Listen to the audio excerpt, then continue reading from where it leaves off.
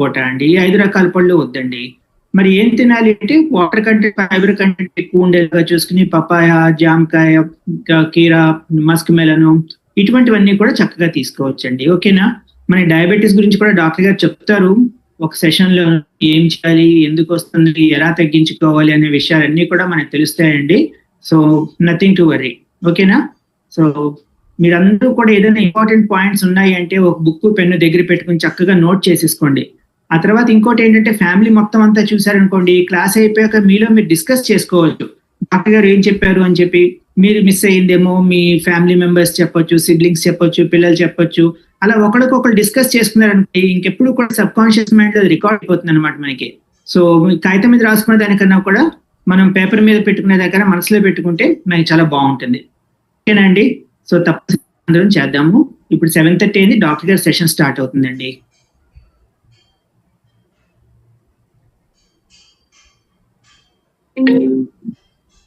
మిత్రులారా, ప్రకృతి ప్రేమికులు, ఆరోగ్యాభిలాషులందరికీ నమస్కారం. మనం వృత్తుల్లో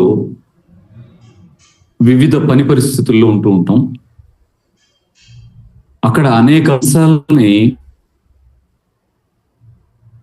కోఆర్డినేట్ చేయడం, వివిధ వ్యక్తులతో పనిచేయించడం, అంటే దాన్ని కంట్రోల్ చేయడం, దానిలో జరిగేటువంటి యాక్టివిటీని ఇంప్రూవ్ అవ్వడానికి ప్రయత్నం చేయడం, నష్టాలు ఏవైనా వస్తే వాటిని సరిచేయటానికి ప్రయత్నం చేయడం, ఇలా అనేక అంశాలని మేనేజ్ చేస్తూ ఉంటాం. మీరు టీచర్ అయి ఉంటే, మీరు హెడ్ మాస్టర్ అయి ఉంటే, మీరు ఒక ఆఫీస్లో సూపర్వైజర్ అయి ఉంటే, మీరు ఒక ఎంఆర్ఓ అయి ఉంటే, మీరు ఎండిఓ గారు అయి ఉంటే, మీరు జిల్లా కలెక్టర్ అయి ఉంటే, మీరు ఒక ముఖ్యమంత్రి అయి ఉంటే, అలా చిన్నప్పటి మీరు ఒక రైతు అయి ఉంటే, అంటే అనేక పనులతో కలిసి ఉంటుంది మన లైఫ్.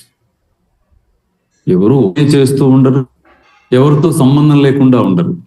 ఎక్కడన్నా పర్టికులర్ ఉదాహరణ ఏదన్నా ఉందేమో, కానీ మన జీవితం అనేక పనులతో, అనుసంధానంతో, చాలా మంది వ్యక్తులతో కోఆర్డినేట్ అయి చేసుకోవాల్సిన పొజిషన్స్తో ఉంటుంది.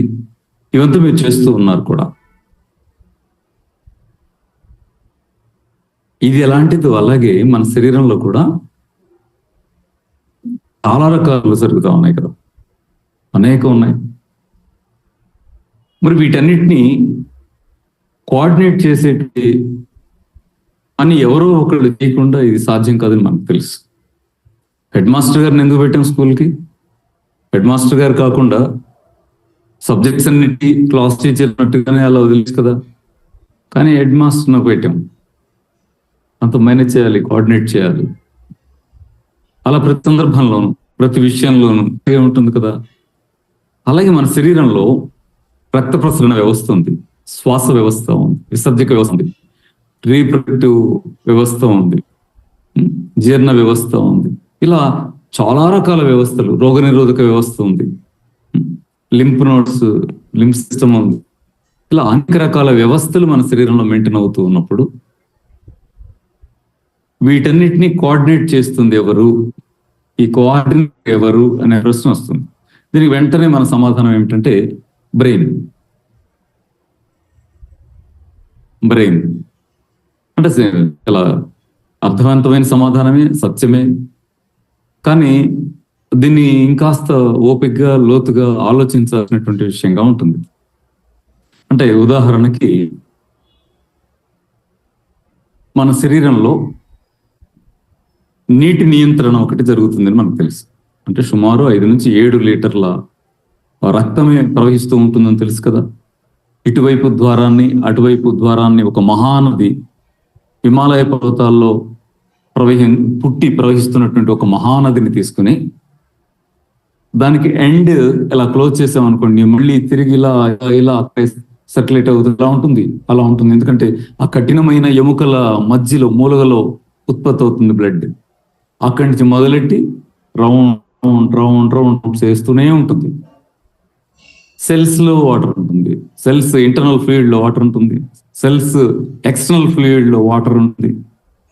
బాడీలో సుమారు 60% వాటర్ ఉంటుంది. ఇలా చాలా విషయాలు మనకు ఐడియాలో ఉన్నాయి కదా. మరి ఈ వాటర్ ఎంత ఉండాలి, ఎలా ఉండాలి, ఏ కండిషన్ ఉండాలి, ఎవరు డిసైడ్ చేస్తున్నారు అంటే బ్రెయిన్ అనగానే అదొక ఆన్సర్ సరిపోయేది కాదు, నిజమే, కానీ అది సరిపోయేది కాదు, ఇంకా ఓపికగానే ఆలోచిస్తుంటుంది. రెండవది, మన గ్రోత్ చిన్నప్పటి నుంచి పెద్ద అయ్యేదాకా ఎవరిని నియంత్రిస్తున్నారు? అలాగే గ్లూకోజ్ బ్యాలెన్స్ తినేస్తుంటాం కదా, తక్కువ తింటాం, సరిపోయేంత గ్లూకోజ్ ఉండదు. మరి ఎక్కడి నుంచి వస్తుంది గ్లూకోజ్ని? ఎవరు జాగ్రత్త మేనేజ్ చేస్తున్నారు? ఎక్కువ తింటాం, ఎక్సెస్ గ్లూకోజ్ వస్తుంది. ఎవరు బ్యాలెన్స్ చేస్తున్నారు? ఎందుకంటే ఎక్కువ తిన్నప్పుడు దాన్ని కూడా బ్యాలెన్స్ చేయాల్సి ఉంటుందంటే అవును, బ్యాలెన్స్ చేయాల్సింది. తక్కువ ఆహారం తీసుకున్నప్పుడు తక్కువ గ్లూకోజ్ ఉత్పత్తి అయితే, అవసరం కంటే తగ్గితే రిజర్వ్ సోర్స్ నుంచి తీసి మళ్ళీ బయట ఖర్చు పెట్టి బాడీని రక్షించాల్సిన బాధ్యత అది ఎవరు చేస్తారు? ఎక్కువ తింటే ఖర్చు అవుతుంది, మిగిలిపోతుంది. దాన్ని గ్లైకోజిన్ గా, ఫ్యాటీ యాసిడ్స్ గా, కొవ్వు కణంగా మార్చి స్టోర్ చేసే పని ఎవరో చేయాలి. ఎవరు చేస్తున్నారు ఆ డ్యూటీ? అలాగే బ్లడ్ సర్క్యులేషన్ లో ఉండే స్పీడ్, స్లో, బీపీని ఎవరు కంట్రోల్ చేస్తున్నారు? ఇలా చాలా అంశాలు మనందరికి బాగా తెలిసిన అంశాలే. వీటన్నిటిని ఎవరు కంట్రోల్ చేస్తున్నారు అంటే సూటిగా ఒకే సమాధానం వచ్చింది, మెదడు అని వచ్చింది. రైటే అయినప్పటికీ మనం కొంచెం వివరంగా దాని గురించి ఎందుకు తెలుసుకోవాల్సిన అవసరం ఉందంటే, ఈ కంట్రోలింగ్ వ్యవస్థలు ఎప్పుడు దెబ్బతింటున్నాయో అప్పుడు మనకి జబ్బులు వస్తున్నాయి. కాబట్టి కంట్రోలింగ్ చేస్తున్నది ఎవరో ఇంకా కాస్త వివరంగా కరెక్ట్ గా తెలిస్తే ఏంటంటే, అడేది టిగ్గర్ నొక్కుతుంది ఎవరో అని తెలియదు. కానీ తెలిసింది అనుకోండి, తెలిస్తే అప్పుడు మనం ఏం జాగ్రత్త తీసుకోగలం అంటే, అక్కడ ఏ లోపం జరుగుతుందో అర్థమవుతుంది. కాబట్టి లోపాన్ని సరి చేసుకుంటే ఆ జబ్బులు రాకుండా ఆగుతుంది. జబ్బులకి దేనికి ఇస్తామండి అంటే బ్లడ్ సర్క్యులేషన్ ని కంట్రోల్ చేయడంలో ఫెయిల్యూరే కదా. లో బీపీ కావచ్చు, అది హై బీపీ కావచ్చు. షుగర్ అంటే గ్లూకోజ్ ని బ్యాలెన్స్ చేయడంలో ఫెయిల్యూరే కదా. ఎవరు ఫెయిల్యూర్ అయ్యారు? ఎవరో కంట్రోల్ చేసే సిస్టమ్ ఏదో ఎక్కడో ఇబ్బంది పడింది. ఇక గ్రోత్ ప్లస్ అనేక రకాల ఫీలింగ్స్ అంటే ఫీలింగ్స్ కూడా సిస్టంలో భాగమా? సిస్టంలో భాగమే. ఉదాహరణకి నేను నవ్వుతూ ఉంటాను, నేను అప్పుడప్పుడు కోపంగా ఉంటాను, అప్పుడప్పుడు బాధపడుతూ ఉంటాను. ఇలా మనకు కొన్ని ఫీలింగ్స్ ఉంటాయి, చాలా నేచురల్ విషయాలు అవన్నీ కూడా. అయితే అవి మోతాదుకు మించినప్పుడు ఏమవుతుంది? అది నేచురల్ కాదు, అన్నేచురల్. అది దేని దారితీస్తుంది? ఒత్తిడికి దారితీస్తుంది, సైకోసోమాటిక్ డిసీజెస్ కి దారితీస్తా ఉంది. మనం డిసీజెస్ ని మాట్లాడుకునేటప్పుడు డిజనరేటివ్ డిసీజెస్ అని ఒకటే అనుకున్నామా ఏంటి? కాదు కదా. ఆటో డిసీజెస్, సోమాటిక్ డిసీజ్ అనుకున్నాం. మానసిక ఒత్తిడి కూడా అనేక రకాల జబ్బులకి కారణం అవుద్ది అనుకున్నాం. మరి వీటన్నిటినీ కూడా, మానసిక భావోద్వేగాలని కూడా ఎవరి కంట్రోల్ చేస్తారు? సెక్సువల్ ఫీలింగ్స్ ఉంటాయి, సెక్సువల్ ఫీలింగ్స్ ఉండవు. ఇట్లా ఎన్ని రకాల విషయాలు జీవితంలో ఉంటే అన్ని అంశాలు కూడా బ్యాలెన్స్ గా ఉన్నంతసేపు అది మన జీవితం. బ్యాలెన్స్ పోతూ ఉంటే ఎక్కడో ఏదో జరుగుతూ ఉంది. ఆ ఎక్కడో ఏదో జరిగి ఎవరు చేస్తున్నారు అలా, ఏం జరుగుతుంది అక్కడ, ఇది వివరంగా తెలవాల్సిన అవసరం ఉంది ఫ్రెండ్స్. వివరంగా తెలిస్తే అంటే నియంత్రించుకోవడం తేలికవుతుంది. ఉదాహరణకి ఒక సిస్టర్ వచ్చి అడిగారు, సార్ నాకు నైట్ నిద్ర లేదు సార్ అని. నిద్ర రావట్లేదా అంటే ఏదో ఆన్సర్ నేను ఏదో చెప్పేస్తాను. కానీ నిద్ర రాకపోవడం అనేది వినడానికి చిన్నగా ఉంటుంది, కానీ ఆమె జీవితంలో అది ఎంత సమస్య ఆలోచించండి. ఒక మిత్రుడు హైదరాబాద్ నుంచి ఇక్కడి నుంచి హైదరాబాద్ వెళ్ళి అక్కడే ఉన్నారు చాలా కాలంగా, 10 years అయినట్టుంది. ఆయన ఇదే ప్రాబ్లం, నిద్ర రావడం లేదండి. నిద్ర రావడం రాకపోవడం ఎవరు కంట్రోల్ చేస్తున్నారు? బ్రెయినే. కానీ బ్రెయినే సమాధానం సరిపోదు. ఇంకా కొంచెం ఓపికగా తెలిస్తే మాత్రమే దాన్ని కంట్రోల్ చేసుకోవడం మనకు సాధ్యం అవుతుంది. ఒక సిస్టర్ అన్నారు, ఎప్పుడు ఆందోళనగా ఉంటుందండి, నెగిటివ్ థాట్స్ వస్తా ఉన్నాయి. తెలుస్తుంది అమ్మ నీకు నెగిటివ్? నాకు తెలుస్తుందండి, నేను మా ఇంట్లో కుటుంబ సభ్యులకి వ్యతిరేకంగా ఆలోచిస్తున్నాను, అనుకుంటా కంట్రోల్ చేసుకోలేకపోతున్నాను. ఎందుకు అలా జరుగుతుంది? ఈ భావోద్వేగాలను ఎవరు నియంత్రిస్తున్నది? దీనికి సంబంధించిన వ్యవహారాలు కొంచెం వివరంగా పరిశీలించే ప్రయత్నం చేద్దాం. మిత్రులారా, ఇప్పుడు నేను మాట్లాడిన మాటలు వింటే మీకు ఏమనిపిస్తుందంటే, ఇదేదో అలా పెద్ద సబ్జెక్టు అనిపిస్తుంది. అంటే ఫస్ట్ ఇంప్రెషన్ అట్లా ఉంటుంది. ఎందుకు అంటే బీపీని కంట్రోల్ చేస్తుంది ఎవరు, షుగర్ని కంట్రోల్ చేస్తుంది ఎవరు, హార్ట్ బీటింగ్ కంట్రోల్ చేస్తుంది ఎవరు, భావోద్వేగాన్ని కంట్రోల్ చేస్తుంది ఎవరు, అన్ని అంశాలను తీసుకొచ్చి ఎవరు కంట్రోల్ చేస్తున్నారనే పెద్ద బరువుని పెట్టుకొని ఎతకటానికి లోపలికి పరిశోధకుడు వెళ్తాడు. అలా వెళ్ళిపోవాల్సినంత బరువు ఏదో ఉందేమో అట్లా అనిపిస్తుంది. అంత బరువు మనకు లేదు. ఎందుకని అంటే ఈ బరువు అంతా వేరే వాళ్ళే మోసేశారు. మనకు బరువు లేకుండా ఏం చేస్తారంటే మన వాళ్ళు వీటన్నిటి మీద కొన్ని వందల సంవత్సరాలుగా పరిశోధన చేశారు. చేసి సుమారు 500 సంవత్సరాల్లో మరీ 50-60 ఏళ్లలో మనాళ్ళు చేసిన పరిశోధనలు ఎంత లోతైన పరిశీలనలో అద్భుతాలు ఆవిష్కరించినాయి. కాబట్టి అర్థం వాళ్ళు చేసేసారు. మనం తెలుసుకుంటే చాలు. ఒక మ్యాథ్స్ లో ఒక ఈక్వేషన్ ని మనం తయారు చేయడం వాళ్ళు తయారు చేశారు. చిన్నప్పుడు ఏదో ఉండేది కదండి, సింపుల్ గా πr². π అంటే ఏంటి, 22/7 ఏదో ఉండేది. అంటే ఇప్పుడు మనం అదేంటో మనం తయారు చేయడంలా మన వాళ్ళు చేశారు. వీటన్నిటిని ఎవరు నియంత్రిస్తున్నారు, నియంత్రణ ఎప్పుడు కోల్పోతుంది, ఆ నియంత్రణని కంట్రోల్ చేసుకోవడం ఎలా, ఇదంతా కూడా ఆధునిక వైద్య శాస్త్రం చాలా శుభ్రంగా పరిశీలించి పరిశోధించి ఆన్సర్స్ ని మనం అందించింది మిత్రులారా. కాబట్టి ఆన్సర్ చెప్పుకుంటే సరిపోతుంది మనకి. దీనికి ఆన్సర్ ఏమిటంటే భావోద్వేగాలను నియంత్రించడంలో గ్లూకోజ్ని, బీపీని, వాటర్ని, మిగతా అన్ని మెటబాలిక్ ప్రక్రియలన్నింటినీ కూడా ఎనబాలిజాన్ని, కెటబాలిజాన్లో ఉండేటువంటి అన్ని అంశాలని కూడా నియంత్రించడంలో మెదడు నియంత్రిస్తుంది నిజమే, కానీ మిగతా అవయవాల సహకారంతో ఆ పని నడుస్తూ ఉంది. మిగతా కొన్ని రకాల అవయవాల సహకారంతో ఆ పని నడుస్తూ ఉంది. ఒకటి అంటే మిగతా అవయవాల సహకారం అంటే లివర్ సహకారం ఉంది, కిడ్నీ సహకారం ఉంది, ఇట్లా చాలా రకాల అవయవాల సహకారం ఉంది, హార్ట్ సహకారం ఉంది, చాలా అవయవాల సున్నితమైన ఆర్గాన్స్ సహకారం ఉంది. ఇవి కాకుండా ఇంకా ఆశ్చర్యకరంగా అతి పెద్ద పనులన్నీ కూడా నియంత్రించడానికి మన శరీరం ఆధారపడుతుంది అతి సూక్ష్మం మీద. ఇది సమాధానం. ఏంటి, మళ్ళీ మాట్లాడదాం. అంటే 100 కేజీలు బరువు యావరేజ్న పోనీ 100 కేజీల నుంచి 65 కేజీల లోపు ఉంటున్నాం కదా మనం.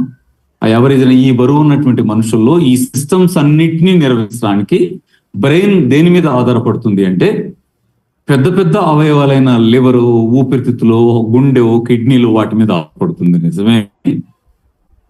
వాటి సహకారం మాత్రమే కాకుండా అత్యంత ముఖ్యంగా, చాలా పునాదిగా అతి సూక్ష్మమైనటువంటి అవయవాల మీద ఆధారపడుతుంది. లేదా అతి సూక్ష్మమైన అవయవాలు రిలీజ్ చేసే మరింత సూక్ష్మమైన మెటీరియల్స్ మీద ఆధారపడుతూ ఉంది. వాటిని మెసెంజర్స్ అంటారు, లేదా ఇంకా సూటిగా వాటిని హార్మోన్స్ అంటారు.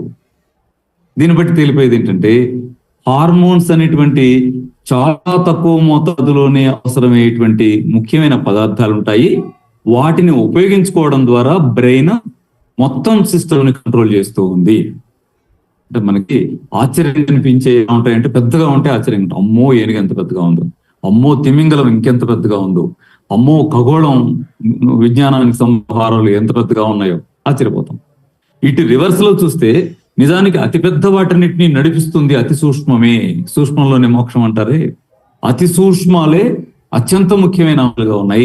మన బాడీలో ఉండేటువంటి అన్ని రకాల వ్యవస్థల్ని నియంత్రించడంలో మెదడుకి నిజానికి చాలా అత్యంత ముఖ్యంగా ఉపయోగపడుతున్నాయన్ని సూక్ష్మమైన హార్మోన్సే.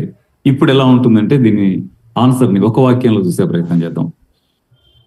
ఆరోగ్యంగా ఉండాలంటే హార్మోన్ ఇంబ్యాలెన్స్ ఉండకూడదు. హార్మోన్స్ ఇంబ్యాలెన్స్ లేదు, ఆరోగ్యంగా ఉన్నాం. అనారోగ్యం, హార్మోన్స్ ఇంబ్యాలెన్స్ అవుతున్నాయి, మనం అనారోగ్యంగా ఉన్నాము. అంతే. మన శరీరంలో ఏ రకాల హార్మోన్స్ అయితే ఉత్పత్తి అవుతున్నాయో అవి సక్రమంగా ఉన్నాయి, మనం ఆరోగ్యంగా ఉన్నాం. అవి సరిగా లేవు, అమ్మో మనం ఏదో అనారోగ్యంతో బాధపడుతూ ఉన్నాం. ఎట్లా అంటాం, దీన్ని ఎలా అర్థం చేసుకోవాల్సి ఉంటుంది? మీకు తెలిసిన హార్మోన్స్ ని కొన్నిటిని గుర్తు చేస్తాను. పీనియల్ గ్లాండ్ మీకు తెలుసు, ఆ పైన పిట్యూటరీ గ్లాండ్ మీరు విన్నారు. థైరాయిడ్ గ్లాండ్ మీరు విన్నారు, చుక్కల్లాగా అటు ఇటు రెండు ఉండే. పారాథైరాయిడ్ గ్లాండ్స్ మీరు విన్నారు. థైమస్ గ్లాండ్, ఇది ఈ చెస్ట్ ఎముకకి అవతల పక్క చిక్కుడు గింజ సైజులో అంటుకొని ఉండే థైమస్ గ్లాండ్ మీరు విన్నారు. కిడ్నీస్ మీద టోపిల్లాగా ఉండే అడ్రినల్ గ్లాండ్స్ మీరు విన్నారు. ఈ జీర్ణకోశపు ఎడ్జ్, చిన్న పేగు స్టార్టింగ్ కలిసే దగ్గర అడ్యూడినం దగ్గర ఉండేటువంటి ఒక చిన్న అవయవం ప్యాంక్రియాస్. ప్యాంక్రియాస్ డైజెస్టివ్ జ్యూస్ ని ఫామ్ చేస్తుంది, ప్యాంక్రియాటిక్ జ్యూస్ ని ఫామ్ చేస్తుంది, ఒక భాగం జీర్ణ వ్యవస్థలో భాగంగా ఉంటుంది.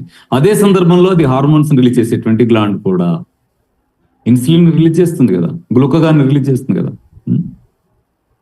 ఇవి కాకుండా ఇంకా హార్మోన్స్ రిలీజ్ చేసే ఇలాంటి ముఖ్యమైనటువంటి అంశాల్లో గొనాడ్స్ కూడా ఒకటి.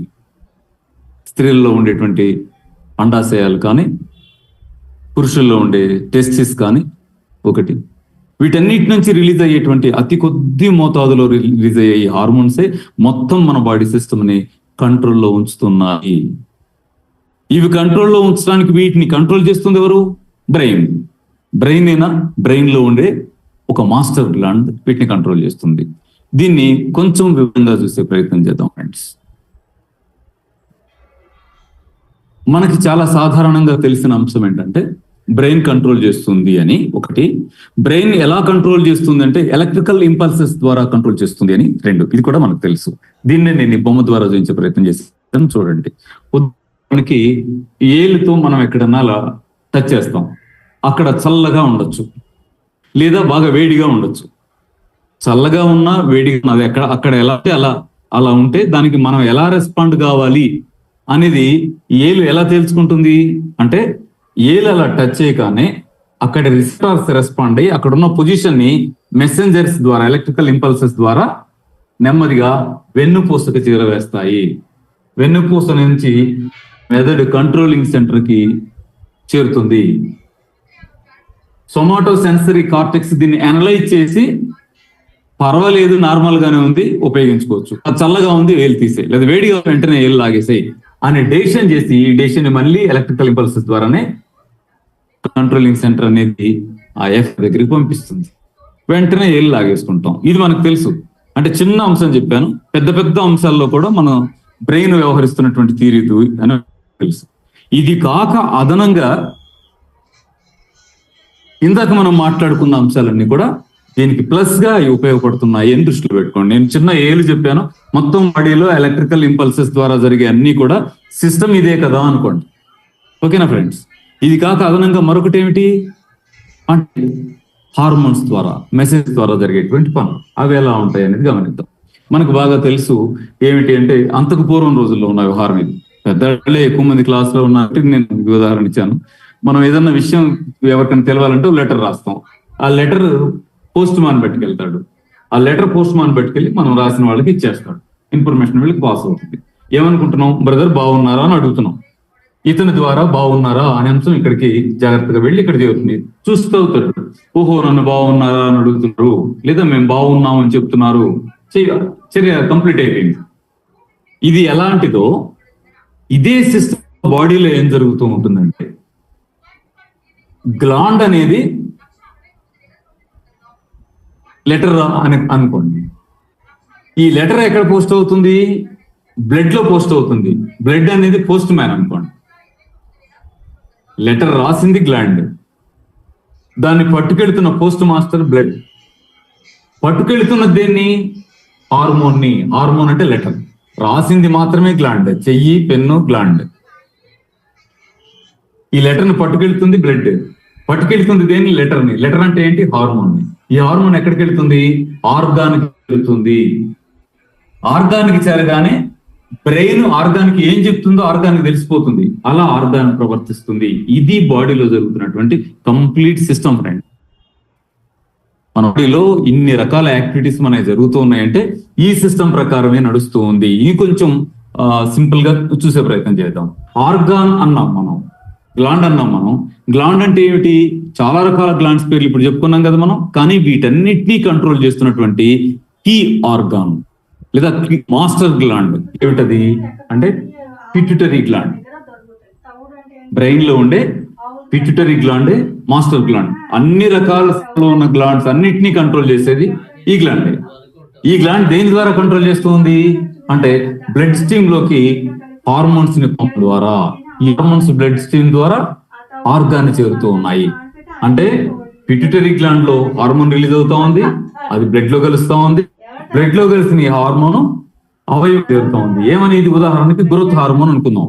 ఎముకకి చేరింది. ఎముకకి ఏమి అందింది ఇన్ఫర్మేషన్? ఎముక నువ్వు పెరుగు, గ్రోత్ హార్మోన్. అది పెరగట అయిపోద్ది ఎముక. ఇది బాడీలో జరిగేటువంటి సిస్టమ్ అంతా ఫ్రెండ్స్. దీంట్లో కొంచెం వివరంగా చూసే ప్రయత్నం చేద్దాం. ఏమిటి అంటే ఈ పిట్యూటరీ గ్లాండ్ బ్రెయిన్ లో, ఉదాహరణకి బ్రెయిన్ మనకు గుర్తు తెచ్చుకోండి. మనసులో బ్రెయిన్ మనకు తెలుసు, 2 భాగాలుగా ఉండడం బ్రెయిన్ తెలుసు కదా. ఈ 2 భాగాల మధ్యలో చిన్న ఖాళీలో వేలాడుతూ ఉంటుంది చిన్న బుడుపు లాంటిది. ఇది పిట్యూటరీ గ్లాండ్, ఇదే మాస్టర్ గ్లాండ్.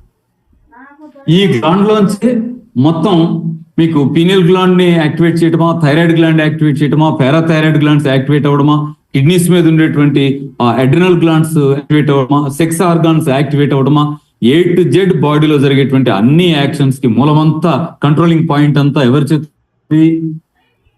పిట్యూటరీ గ్లాండ్ చేతిలోనే ఉంది. అందుకే దీన్ని మాస్టర్ గ్లాండ్ అంటారు. అయితే దీని ప్రవర్తనను మరొకసారి పరిశీలించే ప్రయత్నం చేయండి. కొంచెం అర్థం. ఇప్పుడు హైపోథలామస్ పిట్యూటరీ గ్లాండ్ ని కంట్రోల్ చేయడానికి వీలుగా గైడ్ చేసింది. ఏం పిట్యూటరీ? ఇప్పుడు గమనించి, మెదడులో ఈ పార్ట్ ఉందా, ఈ పార్ట్ ని మనం హైపోథలామస్ అంటాం. 2 కుడి ఎడమ పార్శ్వాలకు మధ్యలో ఉన్న ఖాళీలో వేలాడుతూ ఉండే ఈ పిట్యూటరీ గ్లాండ్ కి అతుక్కోనున్న ఆ పై భాగాన్ని హైపోథలామస్ అంటాం. హైపోథలామసే కంప్లీట్ పిట్యూటరీ గ్లాండ్ ని కంట్రోల్ చేస్తుంది. దీన్ని పెద్దగా చేసి చూపించాం ఇక్కడ. ఈ హైపోథలామస్, ఈ హైపోథలామస్ కంట్రోల్లో ఈ పిట్యూటరీ గ్లాండ్ ఉంటుంది. ఈ పిట్యూటరీ గ్లాండ్ రిలీజ్ చేసే దాని మీద ఆధారపడి బాడీలో ఉన్న కంప్లీట్ హార్మోన్ సిస్టమ్ అంతా నడుస్తుంది. బ్యాలెన్స్ ఉంటే హెల్త్, ఇది ఇంబ్యాలెన్స్ అయితే అన్హెల్త్. ఓకే, ఏ ఇబ్బందులు దేనికి కారణం అవుతాయి అంటానికి ఉదాహరణ అర్థం చేసుకునే ప్రయత్నం చేద్దాం. ఇక్కడ పిట్యూటరీ గ్లాండ్ నుంచి గ్రోత్ హార్మోన్ వచ్చింది అనుకుందాం. గ్రోత్ హార్మోన్ ఎక్కడికి చేరింది? అవయవానికి చేరింది. ఆటోమేటిక్ గా గ్రోత్ పెరిగింది. ఓకేనా? అలా కాదు. ఇప్పుడు ఇంకొక వీళ్ళు కూడా చూడండి. బ్రెయిన్ నుంచి అంటే పిట్యూటరీ గ్లాండ్ నుంచి గ్రోత్ హార్మోన్ రిలీజ్ అయిన తర్వాత అది బ్లడ్ లో కలిసి అవయవానికి చేరితే అవయవం గ్రోత్ పెరిగింది. Okay, right. అలా కాకుండా ఇదే గ్రోత్ హార్మోన్ కొవ్వు కణాన్ని చేరింది అనుకోండి. కొవ్వు కణానికి చేరితే గ్రోత్ హార్మోన్ చేరడం ద్వారా కొవ్వు పెరగదు, కొవ్వు ఖర్చు అవుతుంది. గ్రోత్ హార్మోన్ సరిగ్గా రిలీజ్ అవుతుంది బాడీలో అంటే అర్థం ఏంటి అంటే ఎనర్జీ లెవెల్స్ ఇంకా ఖర్చు అవ్వాల్సిన పొజిషన్ ఏర్పడుతుంది బాడీలో. అప్పుడేమవుతుంది? కొవ్వు కరుగుతుంది. గ్రోత్ హార్మోన్ తక్కువ రిలీజ్ అవుతుంది, అప్పుడేమవుతుంది? కొవ్వు పెరుగుతుంది. దృష్టిలో పెట్టుకోండి. అట్లాగే గ్రోత్ హార్మోనే కాకుండా బాడీలో ఈ గ్రోత్ పెరగడానికి వీలుగా ఉపయోగపడేది మరొకటి కూడా ఉంటుంది. అది లివర్ ఫంక్షనింగ్ ఏర్పడేటువంటి ఒక ప్రత్యేకమైనటువంటి స్థితి. లివర్ కూడా ఈ గ్రోత్ పెరగడానికి కావాల్సిన హార్మోన్ లాంటి ఒక రిలీజ్ చేస్తుంది. IG అంటారు. అంటే like insulin like growth factor అనుకోండి. ఇన్సులిన్ లైక్ గ్రోత్ ఫ్యాక్టర్ అంటారు. ఇది రిలీజ్ చేస్తుంది. ఇది బ్లడ్ లో కలిసిన తర్వాత ఇది కూడా ఏం చేస్తుంది? కండరాలను స్టిమ్యులేట్ చేసి గ్రోత్ పెరగడానికి కారణం అవుతుంది. ఇవి ఎంతెంత ఉంటాయి అంటే ఎంత సూక్ష్మంగా ఉంటాయంటే చాలా చిన్న మోతాదులో ఉండే ఇవన్నీ కూడా పెద్ద పనులకి కారణం అవుతా ఉంటాయి. ఇక్కడ నేను ఒక ముఖ్యమైన అంశాన్ని మీ దృష్టికి తీసుకొచ్చే ప్రయత్నిస్తాను. ఇందాక మాటల్లో కూడా చెప్పాను. ఒక ఆవిడ నాకు నిద్ర రావడం లేదండి అని అడిగింది. ఒక అతను నాకు నిద్ర రావడం లేదండి అన్నాడని. అది నిద్ర ఎందుకు రాదు, ఏం జరుగుతుంది అనేది కూడా ఇక్కడ 4-5 మాటల్లో చూసే ప్రయత్నం చేద్దాము. ఇలా ఇప్పుడు పిట్యూటరీ గ్లాండ్, మాస్టర్ గ్లాండ్ అనుకున్నాం కదా. పిట్యూటరీ గ్లాండ్ ఏం చేసిందంటే మెలనోసైట్ స్టిమ్యులేటింగ్ హార్మోన్ అనే ఒక హార్మోన్ ని పిట్యూటరీ గ్లాండ్ రిలీజ్ చేసింది. ఈ మెలనోసైట్ స్టిమ్యులేటింగ్ హార్మోన్ చేసింది బ్లడ్ లో కలిసి మెలనోసైట్స్ దగ్గరికి వెళ్ళింది. అంటే స్కిన్ సెల్స్ ఇవి మెలనోసైట్స్ దగ్గరికి వెళ్ళి వాటిని స్టిమ్యులేట్ చేసింది. ఇవి స్టిమ్యులేట్ అయ్యేసరికి ఏమైంది? దీంట్లోంచి మెలనిన్ ఉత్పత్తి అయింది. మెలనిన్ ఉత్పత్తి కావడం వల్ల ఏం జరిగింది? స్కిన్ కలర్ బ్లాక్ ఇది ఫ్రెండ్స్ ఇక్కడ గమనించండి, మరొకసారి చూడండి. Pituitary gland melanocyte stimulating hormone release చేసింది. ఈ హార్మోన్ చర్మంలో ఉండేటువంటి మెలనోసైట్స్ దగ్గరికి వెళ్ళి వాటిని స్టిమ్యులేట్ చేసింది. దాంతో మెలనోసైట్స్ నుంచి ఏం రిలీజ్ అయింది? మెలనిన్ రిలీజ్ అయింది. మెలనిన్ రిలీజ్ అయితే ఏమవుతుంది? బ్లాక్నెస్ పెరుగుతుంది. ఈ బ్లాక్నెస్ పెరగడం అనేది దేనికి దారితీస్తుందంటే ఎండ నుంచి బాడీని రక్షించే ఒక కవచంగా ఉపయోగపడుతుంది. అంటే చర్మం రంగుని ఎవరు డిసైడ్ చేశారు? Hormone decide. ఈ హార్మోన్ ఒకవేళ ఇరెగ్యులర్ అయిందనుకోండి, ఇరెగ్యులర్ అయ్యి ఎక్కువగా రిలీజ్ అవుతూ ఏమవుతుంది? బాడీ బ్లాక్ అయిపోతూ ఉంటుంది. ఈ హార్మోన్స్ బ్యాలెన్స్ చేసుకోవడం అనేది చాలా అవసరమైనటువంటి అంశంగా మారుతుంది. ఒకవేళ ఈ హార్మోన్ రిలీజ్ కావడం ఆగిపోయింది అనుకోండి, అప్పుడేమవుతుంది? బాడీ వైట్ అయిపోతూ ఉంటుంది. తెల్లమచ్చలు అంటాం కదా, బాడీ వైట్ అయిపోతూ ఉంటుంది. అంటే బాడీ బాగా నల్లగా అయినా హార్మోన్ ఇంబ్యాలెన్స్ అవుతున్నట్టే, బాడీ బాగా తెల్లగా అయినా హార్మోన్ ఇంబ్యాలెన్స్ అవుతున్నట్టే. ఈ హార్మోన్ ని బ్యాలెన్స్ చేసుకోవడం ద్వారా చర్మం నల్లగావడాన్ని తెల్లగావడాన్ని కంట్రోల్ చేసుకోగలిగేటువంటి అవకాశం మనకు ఉంది. దృష్టిలో పెట్టుకోండి. అంటే ఈ సమస్య కూడా హార్మోన్స్ ఇంబ్యాలెన్స్ చేస్తుంది. అలాగే మీరు ఇంకొక అంశం కూడా గమనించండి. ఏమిటది? ఇప్పుడు నిద్రకు సంబంధించిన సమస్య ఎలా అని. నిద్ర ఎలా వస్తుంది మనిషికి? నిద్ర ఎందుకు రాదు మనిషికి? ఇది ప్రశ్న. నిద్ర ఎందుకు వస్తుంది అన్నప్పుడు పిట్యూటరీ గ్లాండ్ నుంచి పీనియల్ గ్లాండ్ స్టిమ్యులేట్ చేసేటువంటి హార్మోన్ రిలీజ్ అవుతుంది. పిట్యూటరీ గ్లాండ్ మధ్యలో ఉందనుకున్నాం కదా, పీనియల్ గ్లాండ్ ఎక్కడ ఉంటుంది? ఇటు చివరిలో కొంచెం చిన్న గింజలాగా ఉంటుంది. దాన్ని స్టిమ్యులేట్ చేసే హార్మోన్ రిలీజ్ అవుతుంది. రిలీజ్ అవగానే ఆ పీనియల్ గ్లాండ్ నుంచి మనం చర్మపు పొర నల్లగా మారటానికి మెలనిన్ ఎలా అన్నామో, నిద్ర రావటానికి ఉపయోగపడేదాన్ని మెలటోనిన్ అంటాం. మెలటోనిన్ రిలీజ్ అవుతుంది. మెలటోనిన్ రిలీజ్ అవ్వగానే ఆటోమేటిక్ గా మైండ్ డిమ్ అయిపోయి నిద్ర వస్తుంది. అర్థమైందా? మరి నిద్ర ఎందుకు రాదు అంటే మెలటోనిన్ తక్కువ రిలీజ్ అయితే. ఎందుకు తక్కువ రిలీజ్ అయితే మాట్లాడదాం. ఒకవేళ ఎప్పుడు నిద్రపోతుంటారు కదా కొందరు, ఎప్పుడు అంటే ఎప్పుడు చూసినా నిద్రమోహంతో ఉంటాడు, అంటే సందు దొరికితే పడుకుంటాడు అనేవాళ్ళం కాదు. ఇప్పుడు అక్కడక్కడ ఉంటారు కదా, అవకాశం దొరికితే అసలు పడుకుంటాడు అంతే. ఎప్పుడు చూసినా నిద్రపోవడానికి భలే ఇష్టంగా ఉంటాడు. అట్లా నిద్రపోతారు రా బాబు పనులు చేసుకునే దానికి. అట్లా అంటుంటావా? నిద్ర ఎందుకు ఎక్కువ వస్తుంది అంటే మెలటోనిన్ ఎక్కువ రిలీజ్ అవుతా ఉంది. మెలటోనిన్ తక్కువ రిలీజ్ అయితే నిద్ర పోయింది, మెలటోనిన్ ఎక్కువ రిలీజ్ అయితే నిద్ర ఎక్కువ వచ్చింది. చర్మంది మెలనిన్ అండి, నిద్రది మెలటోనిన్. ఓకేనా? పేరుదే ఉంది, విషయం అర్థం చేసుకోండి. హార్మోన్ ఎక్కువ రిలీజ్ అయితేనేమో నిద్ర ఎక్కువ వస్తా ఉంది, హార్మోన్ తక్కువ రిలీజ్ అయితేనేమో నిద్ర రాకుండా పోతా ఉంది. ఎందుకు? ఇది ప్రశ్న. అంటే దీని సిస్టమ్ ఎలా ఉంటుంది అంటే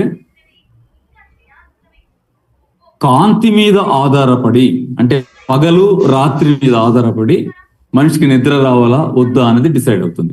మనం రాత్రిపూటే పడుకుంటూ ఉంటాం. మనం ఏమనుకుంటాం దానికి సమాధానం చెప్తే, రాత్రి ఎందుకు పడుకుంటాం అంటే రాత్రి కాబట్టి పడుకుంటామండి, చీకటి ఉంది కాబట్టి, వెలుతురు లేదు కాబట్టి తిరగలేం కాబట్టి, చీకట్లో పనులు చేసుకోలేం కాబట్టి పడుకున్నామండి అనుకుంటాం. కానీ నిజమే అది. కానీ అసలేం జరుగుతుందంటే ఎప్పుడైతే కాంతి కిరణాలు, సూర్యుడి కాంతి కిరణాలు కంటి మీద పడుతూ ఉంటాయో, పడుతూ ఉన్న టైంలో కంటి నుంచి మాత్రమే ఇన్ఫర్మేషన్ పాస్ అవ్వాలి బ్రెయిన్ కి. ఏమని? నిద్ర వచ్చేటువంటి హార్మోన్ రిలీజ్ అవ్వాలి అనేటువంటి ఇన్ఫర్మేషన్. కాంతి పడుతున్నంతసేపు అది బ్లాక్ అయిపోయి ఉంటుంది. ఆ ఇన్ఫర్మేషన్ బ్రెయిన్ పాస్ అయ్యే ఛాన్స్ లేదు. ఎప్పుడు పాస్ అవుతుంది? ఎప్పుడైతే కంటి మీద కిరణాలు, వెలుగు కిరణాలు పట్టడం ఆగిపోతుందో అప్పుడు మెసెంజర్ వెళుతుంది. వెళ్ళి వెన్నుపూస దగ్గర ఇదై అక్కడ పీనియల్ గ్లాండ్ ని యాక్టివేట్ చేస్తుంది. ఓహో చీకటి అయిపోయింది, నిద్రపోయే టైం అయింది, వెలుగు లేదు, ఇక పడుకోవాలి అంటే ఇదేమంటాం? Bio clock. ఎప్పుడు లెగాలి, ఎప్పుడు పడుకోవాలి, ఎంతసేపు పడుకోవాలి, ఎంతపట్లో లెగాలి, ఈ సిస్టమ్ అంతా లోపల సెట్ చేసేదంతా ఈ పీనియల్ గ్లాండ్. అంటే దీంట్లోంచి రిలీజ్ అయ్యేటువంటి ఆ మెలటోనిన్ ఒక్క హార్మోన్ రిలీజ్ చేస్తుంది. కానీ ఒక్క హార్మోన్కి ఎంత ఇంపార్టెన్స్ ఉందో చూడండి. ఎందుకంటే ఒక్కోసారి అనుకుంటాం హైదరాబాద్ వెళ్ళాలి, 2ంటికి వస్తుంది అని కంగారుగా అలా పడుకుంటాం, 1 గంటకి మెలకు వచ్చేస్తుంది. అంటే ఈ మెలకువటువంటి స్థితిని ఎవరు, ఈ బయలాజికల్ క్లాక్ మొత్తాన్ని కంట్రోల్ చేస్తుంది ఎవరు? ఎప్పుడు నిద్ర రావాలి, ఎప్పుడు అలసిపోయారు, ఎప్పుడు మెలకు రావాలి? బాడీకి ఎంత నిద్ర కావాలి ఎంత డిసైడ్ చేస్తుంది ఎవరు? ఈ హార్మోన్. ఎప్పుడైతే చీకటిగా ఉంటుందో అప్పుడు మాత్రమే ఇది రిలీజ్ అవుతుంది. ఎప్పుడు కంటి మీద కాంతి కిరణాలు పడుతూ ఉంటాయో అప్పుడు రిలీజ్ అవ్వదు. ఇక్కడ చిన్న అంశం చెప్తాం. ఈ హార్మోన్ ని బ్యాలెన్స్ చేసుకోవడానికి మనం ఏ రకమైన పద్ధతులు అనుసరించవచ్చు అనే దానిలో చిన్న చిన్న అంశాలుగా వెంటనే మీరు చేయగలిగే అంశాలుగా ఉన్నటువంటి 1-2 మీ దృష్టి తీసుకొస్తాను. ఇక్కడ లాజిక్ అంతా ఏం తేలిపోయిందంటే, మానవుడి శరీరంలో ఉన్నటువంటి బయలాజికల్ క్లాక్ కాంతి మీద ఆధారపడి రెస్పాండ్ అవుతుంది అయిపోయింది కదా. కాబట్టి నిద్ర రావాలంటే ఏం జరగాలంటే, నైట్ అవుతుంది అంటే కంటి మీద కాంతి కిరణాలు పడకూడదు. కంటి మీద కాంతి కిరణాలు పడుతున్నంతసేపు ఇది యాక్టివ్ అవ్వదు, మెలటోనిన్ ప్రొడక్ట్ అవ్వదు. అంటే ఇప్పుడు ఏం జరుగుతుందంటారు? నైట్ అయితే అందరికి లాగానే మేము కూడా ఉంటున్నాం కదా? కాదు, మనం మారాం. గుర్తు తెచ్చుకోండి, మనం చిన్నప్పుడు 6ంటికి అన్నం తినేవాళ్ళం. చీకటి అవుతుందంటే అమ్మన్నం పెట్టేసేది, అన్నం తినేసేవాళ్ళం. 7-7:30కి పడుకునేవాళ్ళం. కరెంట్ ఉండేది కాదు కదా ఇంట్లో. నా చిన్నప్పుడు అయితే అసలు కరెంట్ లేదు ఇంట్లో. లాంతర్ల నుండి పెద్ద పెద్ద అద్దాలతో ఉండే గుడ్లు ఉండేవి, పడుకునేవాళ్ళం. కానీ తర్వాత కాలంలో ఈ కరెంట్ వచ్చిన తర్వాత మన పరిస్థితి ఏమైపోయిందంటే, 9 అయినా కూడా అసలు నైట్ అయిందన్న ఫీలింగ్ కూడా మనకు రావడం లేదు. 9 కాదు, 9:30, 10 అయితే కూడా ఇంకా నైట్ అయిందన్న మనకు రావడం లేదు. ఎక్కడ చూసినా కాంతి, రోడ్డు నిండా వెలిగి, ఇంటి నిండా వెలిగి, చివరికి బెడ్రూమ్ నిండా వెలిగి, ట్యూబ్లైట్స్ పెట్టేస్తాం బెడ్రూమ్ నిండా, ఫుల్ కాంతి. నిద్ర వచ్చే ఛాన్స్ ఇంకెక్కడుంది? అంటే కాంతి కిరణాలు కంటి మీద పడుతున్నంతసేపు నిద్ర హార్మోన్ రిలీజ్ అవ్వదు అనే పాయింట్ ఇక్కడ క్యాచ్ చేయండి. కాబట్టి ఇక్కడ చిన్న పని మనం చేయాల్సింది ఏంటంటే, బెడ్రూమ్ లో ట్యూబ్లైట్లు కాదు వేసుకొని ఉండాల్సింది, బెడ్రూమ్ లో చిన్న కాంతినిచ్చేటువంటి లైట్లు మాత్రమే ఉండాలి. లోపలికి వెళ్ళగానే ఆ డిమ్ లైట్స్ చూడగానే ఎలా ఉండాలంటే, పడుకోటాకే ఇక్కడ వచ్చాం అన్నట్టుగా అలా పడుకుంటే ఆ నిద్ర వైపు వెళ్ళిపోవాలి, అటువైపుగా వెళ్ళిపోవాలి. అలా కాకుండా పెద్ద పెద్ద లైట్లు బెడ్రూమ్ లో ఉన్నప్పుడు ఏమవుతుంటుందంటే కుదరదు, నిద్ర వచ్చే ఛాన్స్ ఉండదు. నెక్స్ట్ మరొక అంశం కూడా ఈ నిద్ర హార్మోన్ రిలీజ్ కాకపోవడానికి అతి చిన్న అంశం పెద్ద కారణంగా పనిచేస్తుంది. ఏమిటది? బెడ్రూమ్ లో టీవీ ఉండడం. హోటల్స్ లో ఎక్కడో వెళితే అక్కడ 5 స్టార్ హోటల్లో బెడ్రూమ్ లో టీవీ ఉంది కాదు, ఇంట్లో హాల్లో టీవీ ఉన్నది సరిపోక మన బెడ్రూమ్ లో కూడా ఎవరైనా టీవీ పెట్టుకున్నారనుకోండి, పొరపాటున పెట్టుకుంటే ఆ టీవీ చూస్తూ ఉంటే దానికి కిరణాలు పడుతూ ఉంటే ఈ హార్మోన్ రిలీజ్ కావడానికి ఛాన్స్ ఎక్కడిది? ఒకవేళ బెడ్రూమ్ లో కాదు, హాల్లోనే టీవీ ఉంది, 9ంటికి కూడా ఇంకా చూస్తానే ఉన్నాం అనుకోండి, 10ంటికి కూడా చూస్తానే ఉంటాం, 11ంటికి కూడా చూస్తానే ఉంటాం, 1 గంట అయిన తర్వాత కూడా అది మారుస్తూనే ఉంటాం. కారణం ఏంటి? ఆ సీరియల్స్ మీద ఉన్న ఇంట్రెస్ట్ మాత్రమే కాదు, అవి చూస్తూ ఉన్నప్పుడు ఏం జరుగుతుందంటే కిరణాలు డైరెక్ట్ కంటి తగులుతూ ఉంటాయి. టీవీ చూస్తూ కనురెప్ప కొట్టం. మామూలుగా కనురెప్పలు ఇలా కొడుతుంటాం కదా, మూస్తాం తెరుస్తాం కదా, కానీ టీవీ చూస్తున్నప్పుడు కనురెప్ప కొట్టము, ఎప్పుడో ఒకసారి తప్ప ఇలా ముయ్యం. ఎప్పుడు రెప్ప కొట్టకుండా ఇలా చూస్తుంటాం కాన్సన్ట్రేట్ చేసి. ఈ పొజిషన్ లో చీకటి అయింది, నిద్రపోవాలి అనే సిగ్నల్ ని గ్లాండ్కి అందించేటువంటి మెకానిజం పనిచేయదు, బ్లాక్ అయిపోయి ఉంటుంది. కాబట్టి మనం పడుకోవాల్సిన టైం వస్తుంది అంటే కనీసం ఒక అర్ధగంట 30 గంట ముందే ఆ వెలుగునిచ్చే లైట్లు బంద్ అవ్వాలి, ఈ కనురెప్ప కొట్టని టీవీ కూడా బంద్ అవ్వాలి. దృష్టిలో పెట్టుకోండి. టీవీలో పెడుతున్నాం సార్ మరి మీరు అంటారు అనకండి. టీవీ పెట్టకపోతే సెల్ ఫోన్ పట్టుకుంటున్నాం కదా, మరీ కంటి దగ్గర పెట్టుకుంటాం, ఇలా పెట్టుకొని సెల్ ఫోన్ బెడ్ మీద పడుకొని ఫోన్ ఆన్ చేసే మిత్రులు వాళ్ళు ఒకళ్ళు ఇద్దరు ఎవరో ఒకరు ఎక్కడో చోట ఉంటున్నారు కదా. అలాంటి సందర్భాల్లో కూడా ఏమవుతుందంటే పాపం వాళ్ళకి నిద్ర రాదు. చాలా మంది చెప్తారు, సార్ నిద్ర పట్ట సార్ ఎప్పుడు మీ వీడియోలు చూస్తూ గడిపేస్తాను సార్ అని. అదే అసలు సమస్య. నిద్ర రాకపోవడానికి కారణం అదే. ఎవరో వీడియో పెడతాం, వాళ్ళదేముందో వాళ్ళు వీడియో పెట్టి ఊరుకుంటారు. వాళ్ళేం మనం లాగా ఉంటారా ఏంటి? పెట్టుకున్నారు, నేను వీడియో పెట్టింది దాన్ని మర్చిపోయాను. కానీ మీరు ఆ వీడియో ఆన్ చేసి ఏం చేస్తుంటారు? నైట్ చూస్తానే ఉంటారు. ఏదో ఒక వీడియో నచ్చేది వస్తూ ఉంటుంది, చూస్తానే ఉంటాం. అంటే కంటి మీద పడుతూనే ఉంటాయి. నిద్ర వచ్చే ఛాన్స్ ఏంటిది? నిద్ర లేమికి మళ్ళీ ఏం చేస్తామంటే డాక్టర్ గారి దగ్గరికి వెళ్ళి మందులు ఇస్తాడా, ఏం టాబ్లెట్ ఇస్తా, ఆ టాబ్లెట్ వేసుకొని కూడా మళ్ళీ టీవీ పట్టుకుంటాం, ఫోనే పట్టుకుంటాం. ఇంకా నిద్ర ఎక్కడ రావాలి? ఆలోచించండి. అప్పుడు ఏం చెప్తామంటే వాళ్ళ టాబ్లెట్ కూడా నాకు సరిగ్గా పనిచేయటం లేదు సార్, అందుకే ఆ టాబ్లెట్ మానేద్దామని మీ దగ్గరికి వచ్చారండి. సమస్య ఎక్కడ ఉంది? మనం రివ్యూ చేసుకోవాల్సిన పాయింట్ ఈ అంశంలో ఉంది, దృష్టిలో పెట్టుకోండి. అంటే బెడ్రూమ్ లో పెద్ద లైట్లు ఉండొద్దు, నైట్ టీవీని ఆన్ చేసి అలా చూసే ప్రయత్నాలు చేయొద్దు, బెడ్ మీద పడుకొని కూడా ఫోన్ ఆన్ చేసుకునేటువంటి ప్రయత్నాలు చేయొద్దు. చేస్తే తల వేడికిపోతుంది, నిద్ర రాదు, స్ట్రెయిన్ అవుతుంది, మనసు బాగా స్ట్రెయిన్ అవుతుంది. దృష్టిలో పెట్టుకుని 8 అయిందంటే సెల్ ఫోన్ ని యూట్యూబ్ ఆన్ చేసేటువంటి పని చేయకూడదు అని పెట్టుకోండి. అంటే 8:30 దాకా మన క్లాసే నడుస్తుంది కదా, మరి 8 అయిందంటే అంటే ఎట్లా సాధ్యమైంది? నేను చెప్పిన టైం కుదిరెట్టుగా లేదు. మరి ఏం చేద్దాం? చెయ్యి, ఇంకొక ½ అన్ అవర్ పెంచుకోండి. లేదా 9 తర్వాత నేను అసలు యూట్యూబ్లు టీవీల జోలికి వెళ్ళను పెట్టుకొని పోనీ ఇంకా కాస్త ఫ్లెక్సిబుల్గా ఉంటుందేమో. 9 తర్వాత నేను కంప్లీట్ కట్ చేస్తాను, ఎలక్ట్రికల్ డివైజెస్ 9 తర్వాత నేను ఆన్ చేయను, బంద్ చేస్తానని పెట్టుకోండి. ఇంకా ప్రాక్టికల్ గా ఇంకా తేలిగ్గా ఉండొచ్చేమో. 9 తర్వాత ఎలక్ట్రానికల్ డివైజెస్ ఏవి మనం ఆన్ చేయకపోతే కంటి మీద జాగ్రత్త ఉన్నట్టే కదా. ఒకటి దీంట్లోనే ఇంకా 2 చిన్న టెక్నిక్ కూడా ఒకటి ఉంది. అదేమిటంటే, అక్కడ మనవాళ్ళు చెప్తుంటారు, డాక్టర్లు సలహా ఇచ్చారండి అని, నైట్ నిద్రపోయే ముందు వేడివేడిగా గ్లాస్ పాలు తాగితే నిద్ర వస్తుందటండి అని చెప్తూ ఉంటారు. పాలు తాగినప్పుడు నిద్ర వచ్చిందండి అని కూడా చెప్తూ ఉంటారు. విషయం ఏంటంటే పాలు కాదు, ఆ వేడివేడిగా తాగడం వల్ల నిద్ర వస్తుంది. వేడివేడిగా తాగటానికి నిద్రకి అనుబంధం అంటే ఇక్కడ ఒక చిన్న పాయింట్ పనిచేస్తుంటుందండి. ఏమిటి అంటే, గోరువెచ్చగా ఉన్న వాటిని నెమ్మదిగా లోపలికి తీసుకునేసరికి ఈ లోపల జీర్ణకోశంలోకి వెళ్ళి వేడివేడిగా ఉంటుంది కదా, హీట్ ఎక్కడైతే తగులుతుందో అక్కడ హీట్ ఎక్కువ కాన్సన్ట్రేట్ అవుతుంది. జీర్ణకోశంలోకి ఒక గ్లాసు వేడివేడి ద్రవాన్ని లోనకి పంపేసరికి అక్కడ బ్లడ్ ఎక్కువ కాన్సన్ట్రేట్ అవుతుంది. ఎక్కడి నుంచి? బాడీలోంచి. బ్రెయిన్ నుంచి కూడా కొంత పర్సెంటేజ్ బ్లడ్ తగ్గి జీర్ణకోశం మీద కాన్సన్ట్రేట్ అయ్యేసరికి ఆటోమేటిక్ గా బ్రెయిన్ డిమ్ అవుతుంది. తాగేసి అలా పడుకుంటే బ్రెయిన్ సర్క్యులేషన్ కాస్త తగ్గింది, డిమ్ అయింది, ఈలో పడుకున్నాం, నిద్ర వచ్చేస్తుంది. అది రహస్యం. కాబట్టి పెద్దవాళ్ళు పాలు తాగితే నష్టం కాబట్టి ఈ మాట చెప్తున్నాను. పిల్లలైతే పెద్దవాళ్ళు పాలు తాగటం మంచిది కాదు కాబట్టి కొలెస్ట్రాల్ పెరగటానికో లేనిపోని ఇబ్బందులకు దారితీస్తుంది. కాబట్టి మీరేం చేయండి, పాలు కాకుండా వేడివేడిగా చాలా పల్సగా ఒక గ్లాసు రాగి జావ తయారు చేసుకోండి, హాయిగా తాగేయండి. గ్లాస్ రేపు గడగచ్చు, అక్కడ పెట్టేసి పడుకోండి, అలా కళ్ళు మూసుకొని పడుకోండి, నెమ్మదిగా నిద్రలోకి వెళ్ళిపోతారు. చిన్న టెక్నిక్ మాత్రమే, ఓకేనా? లైట్లు బంద్ చేయడం, ఫోన్ చూడకపోవడము, వేడివేడిగా ఒక గ్లాస్ ఏదైనా పల్స్గా చేసుకొని తాగడం ఒకటి. రెండవది మరొకటి కూడా మీరు దృష్టిలో పెట్టుకోవచ్చు. ఏమిటి?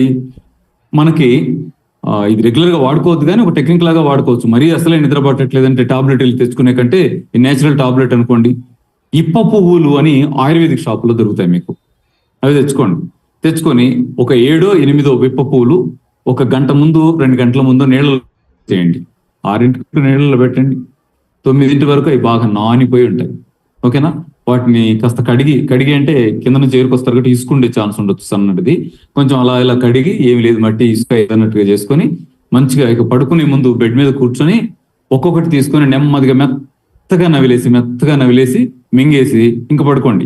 అవి తిని కాస్త తిరిగి వచ్చి పడుకోకండి, అవి తినేసి అలా కళ్ళు మూసుకొని అలా పడుకోండి. నెమ్మదిగా ఆ మత్తు క్రియేట్ చేస్తాయి కాబట్టి నెమ్మదిగా నిద్రలోకి వెళ్ళిపోవటానికి వీలవుతుంది. దృష్టిలో పెట్టుకోండి. హార్మోన్స్ ఇంబ్యాలెన్స్ ని సరి చేసుకోవటానికి ఏం చేయాలనేది నేను మీకు పరిష్కారం చెప్తాను. ఈలోపు కొంత టెక్నికల్ గా చిన్న టెక్నిక్స్ ద్వారా మీరు ఉపయోగించుకోవటానికి వీలవుతుందేమని ఈ విషయాలు మీకు దృష్టి తీసుకొచ్చాను.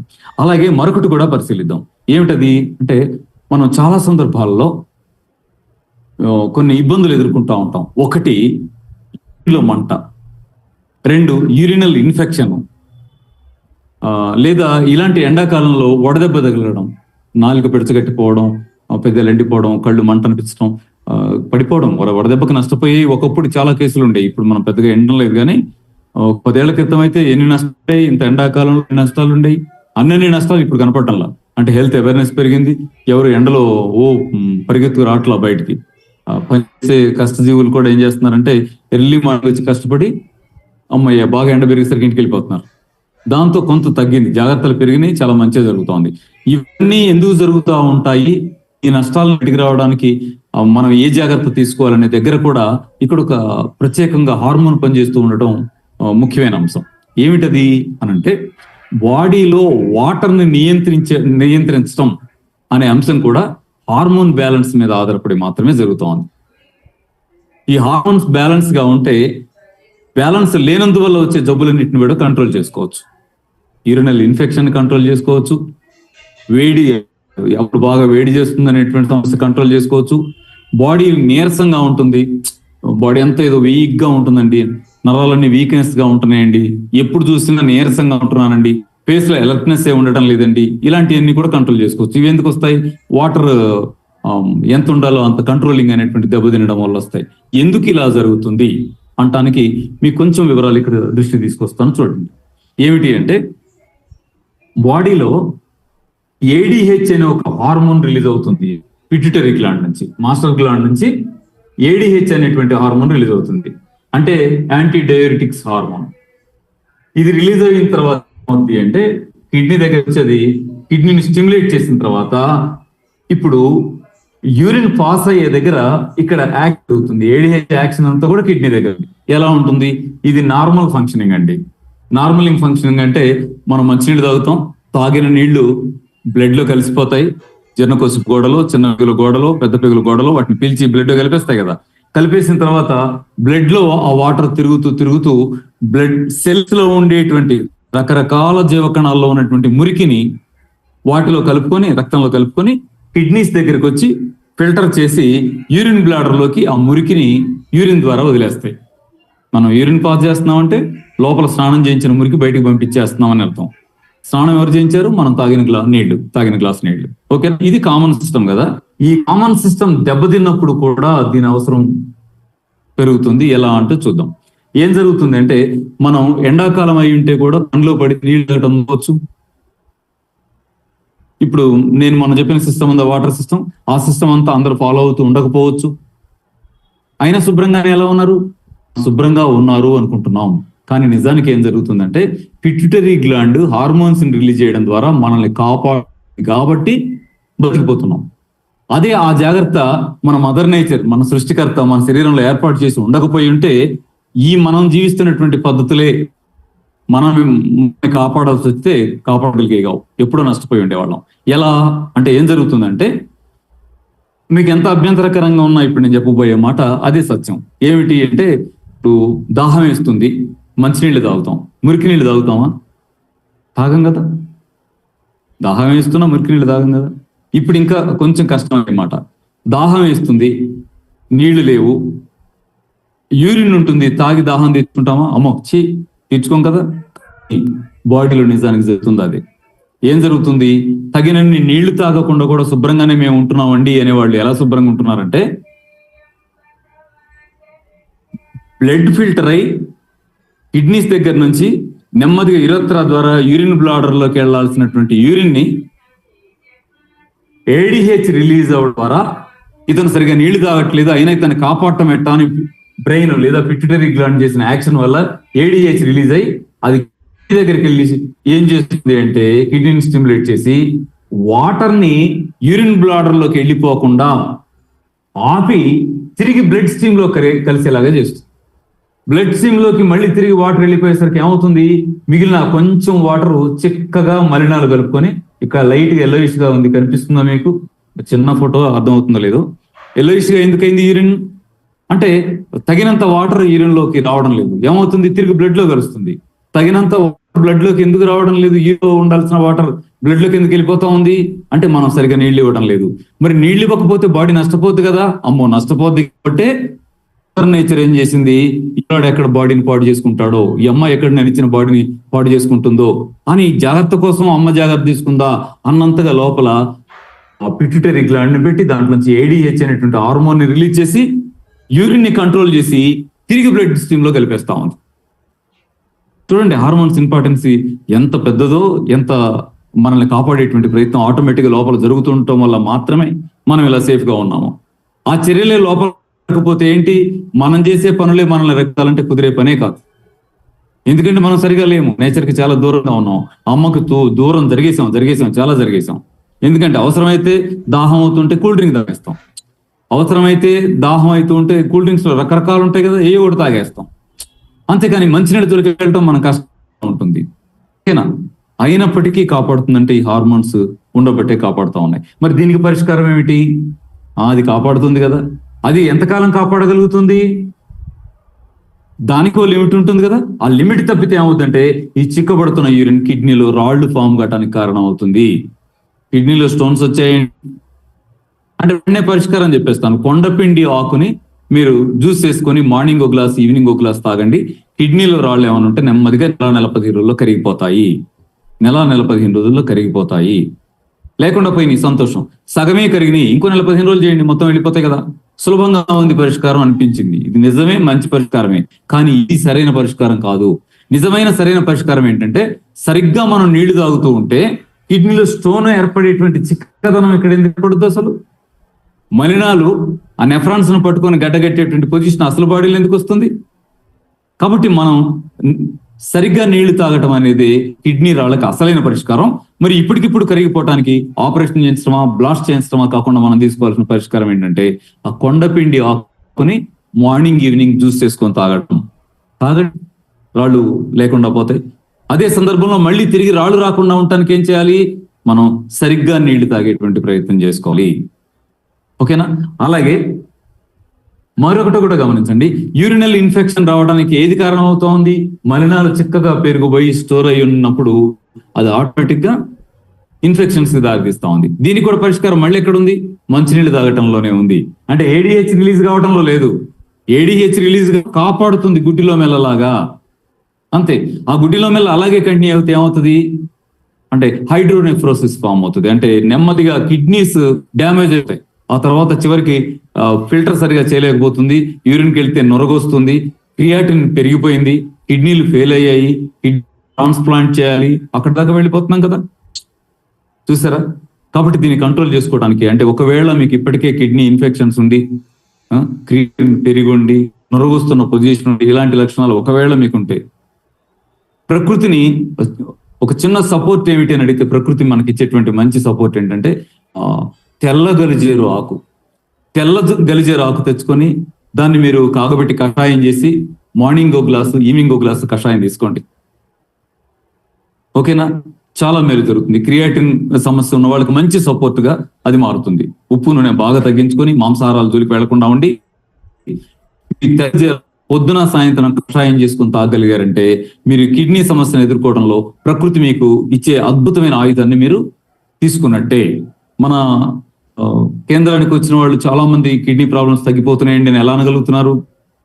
అంటే 100 మంది వస్తే 100 మందికి తగ్గినాయా? కాదు. కానీ 100 మంది వస్తే 50-60 మంది అమ్మయ్య క్రియాటిన్ అన్నారు కదా. ఇది విశాఖపట్నం నరసింహారావు గారు ఎంత 9.8 క్రియాటిన్ నుండి వచ్చారు. నార్మల్ అయ్యారు కదా. ఇలా ఎన్ని కేసులు ఉన్నాయి. మీరు పని చేయండి, మనది ఇప్పుడు మీరు ఏ యూట్యూబ్ నుంచి అయితే చూస్తారో ఆ యూట్యూబ్ ని సబ్స్క్రైబ్ చేసుకొని దానిలో ఉండే వీడియోస్ తీయండి. అవి దాదాపు ఒక్కొక్క జబ్బును వాళ్ళు పాటించి తగ్గిన తర్వాత పరిష్కారం చెప్పిన వీడియోస్ చాలా ఉన్నాయి. వాటిలో ఈ క్రియాటిన్ మొదలెట్టి, కిడ్నీలో రాళ్ళు మొదలెట్టి, లివర్ ట్రాన్స్ప్లాంటేషన్ కేసులు పరిష్కారం చాలా రకాలై ఉన్నాయి. దాంట్లో మోకాళ్ళ నొప్పుల దగ్గర నుంచి ఇప్పుడు మీరు చూస్తున్న ఇప్పటికిప్పుడు ఆ పని చేశారు. ఈ క్లాస్ నడవనియండి. మీరు దాంట్లో ఉన్నటువంటి అన్ని గమనిస్తూ ఉంటే అరే ఇంత సింపుల్ గా పరిష్కారం అవుతుందా అనిపిస్తూ ఉంది. క్రియాటిన్ తగ్గించుకోవడానికి నేచర్ మనకి ఇచ్చినటువంటి ఆయుధం ఏంటంటే తెల్లగలిజేరు ఆకు. ఈ తెల్లగలిజేరు ఆకు ఎలా ఉంటుంది ఏమిటి? నేను ఇందాక చెప్పిన కొండపిండి ఎలా ఉంటుంది ఫోటో పెట్టారు, లేదా నేను చెప్పిన వీడియోస్ ఏమైనా ఉంటే మీకు గ్రూపుల్లో పోస్ట్ చేస్తారు, చూద్దరు కానీ. ఓకేనా? తెలిసిన వాళ్ళు ఏమంటే మీతో మాట్లాడి సలహా ఇస్తారు, చూద్దరు కానీ. మొత్తానికి ఇక్కడ హార్మోన్స్ చేసేటువంటి చర్య వల్లే మనం బ్రతికిపోతున్నాం, కానీ లేకపోతే ఇంకా ఎక్కువ నష్టపోయే వాళ్ళని దృష్టిలో పెట్టుకోండి. ఓకేనా? అలాగే మరొక అంశాన్ని కూడా మనం గమనిద్దాం. ఇక్కడ అడ్రినల్ గ్లాండ్ అని మీకు చెప్పుకున్నాను. కిడ్నీ పైన టోపీలాగా ఉండేదాన్ని అడ్రినల్ గ్లాండ్ అంటాము అని అన్నాను, మీకు తెలుసు ఆల్రెడీ. అయితే ఈ అడ్రినల్ గ్లాండ్ యాక్టివేషన్ ఎలా ఉంటాయి అనేది ఒకసారి మనం చూసే ప్రయత్నం చేద్దాం. పిట్యూటరీ గ్లాండ్ నుంచి ACTH అనే హార్మోన్ రిలీజ్ అవుతుంది. ACTH హార్మోన్ అంటే కార్టికోట్రోపిక్ హార్మోన్. ఇది అడ్రినల్ గ్లాండ్ ని కంట్రోల్ చేస్తుంది. ఇది రిలీజ్ అయిన తర్వాత దీనికి అయినటువంటి ఈ అడ్రినల్ గ్లాండ్ నుంచి ఏమవుతుందంటే కార్టిసోల్ రిలీజ్ అవుతుంది. ఓకేనా? అంటే 3 రకాల హార్మోన్స్ రిలీజ్ అవుతాయి. దీంట్లో ఒకటి కార్టిసోల్ రిలీజ్ అవుతుంది, ఆండ్రోజన్స్ రిలీజ్ అవుతాయి, ఎల్డోస్టెరాన్ రిలీజ్ అవుతుంది. ఇవి రిలీజ్ అయితే వచ్చేటువంటి ఫలితం ఏమిటి, రిలీజ్ కాకపోతే మనకు వచ్చే జబ్బు ఏమిటి అనేది ఒకసారి మనం ఓపిక చూసే ప్రయత్నం చేద్దాం. మీరు ఇక్కడ గమనించండి. కార్టిసోల్ రిలీజ్ అయితే ఈ కార్టిసోల్ మనకి ఏం చేసి పెడుతుంది? ఈ కార్టిసోల్ రిలీజ్ కావడం ద్వారా బ్లడ్ లో గ్లూకోజ్ లెవెల్స్ కంట్రోల్ ఉండడము అనే అంశం మీద కూడా దీని పాత్ర చాలా ఉంటుంది, దృష్టిలో పెట్టుకోండి. బ్రెయిన్ గ్లూకోజ్ ని ఉపయోగించుకోవడము, తక్కువ ఉపయోగించుకోవడం, అంశాలను బ్యాలెన్స్ చేయడంలో కూడా ఈ కార్టిసోల్ పాత్ర ఉంది, దృష్టిలో పెట్టుకోండి. అలాగే టిష్యూ రిపేరింగ్ ప్రాసెస్ లో కూడా ఈ కార్టిసోల్ అనేటువంటిది ముఖ్యమైన పాత్ర పోషిస్తుంది.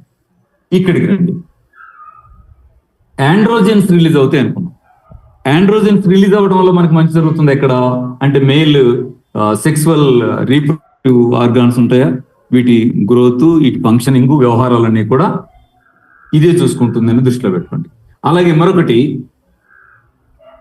శరీరంలో పెద్ద అవుతూ ఉంటే వచ్చేటువంటి సెక్సువల్ మార్పులు ఉంటాయా, ఇప్పుడు మీసాలు రావడం, గడ్డాలు రావడం, లేదా బాడీ మీద వెంట్రుకలు రావడం, లేదా గొంతు బొంగురు పోవడం, మగవాళ్ళ గొంతు ఒక వయసు వచ్చేసరికి గొంతు సౌండ్ వస్తుంది కదా, వీటన్నిటినీ డిసైడ్ చేస్తుంది ఎవరు అంటే